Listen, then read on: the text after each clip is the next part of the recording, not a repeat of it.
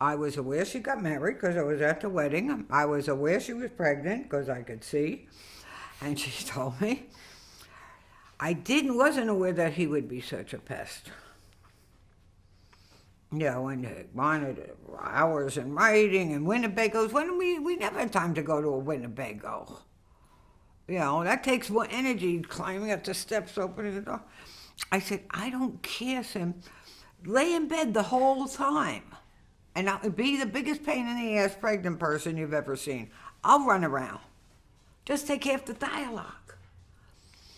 But he wanted her thing, and money in a paper bag in October. I mean, he wanted a credit. Yeah, it was all this insanity.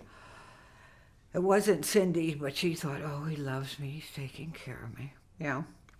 So that was it. And then I didn't speak to her, not because I was mad at her, because he wouldn't put me through to her. So I luckily had an out date of November 6th because they had asked me to direct a movie at Paramount, which I didn't do. I didn't have time because she left.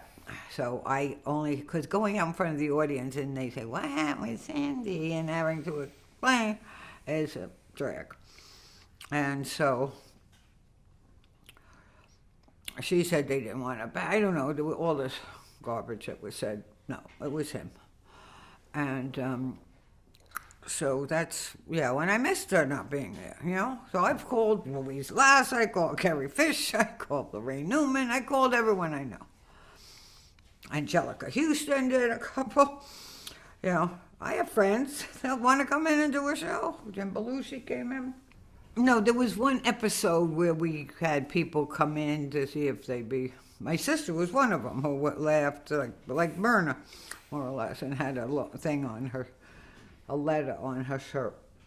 But no, I don't think it was to replace her. And first of all, I think it was over once we moved to California.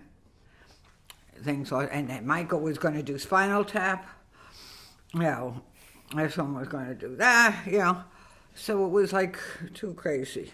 And was there a point where you thought, I was lucky that I had an out date because I was supposed to direct The Joy of Sex.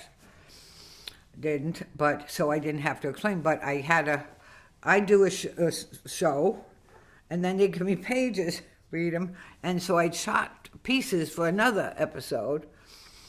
3 different episodes that they put in. So I might have been in. I've never seen them, by the way.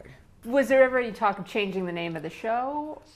Well, no, I went in and yelled to wonderful Gary Nardino, who was a great guy, because I hid out at Lauren's house, okay? I'm in Amagansett now, hiding, because I don't want to go back.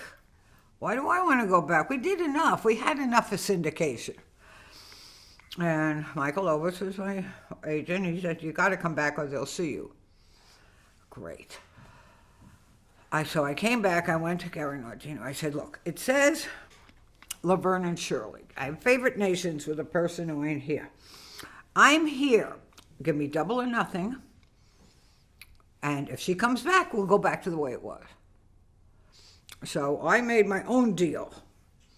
But they had made another deal, which I'm still not happy about. That I got to see. I hope she didn't leave because I do have to talk about wedding things. They still gave her points, and the issue wasn't there, so I was pissed at that. And so it just was. There was no ending. It was anticlimactic. So I left by November, whatever it was. But I did do scenes, and then they asked me to come back to do one more. They gave me play a piano, a big Steinway that I used to have in my living room. And that's the one I did with Louise Lass, with the nun and the ringing of the bell.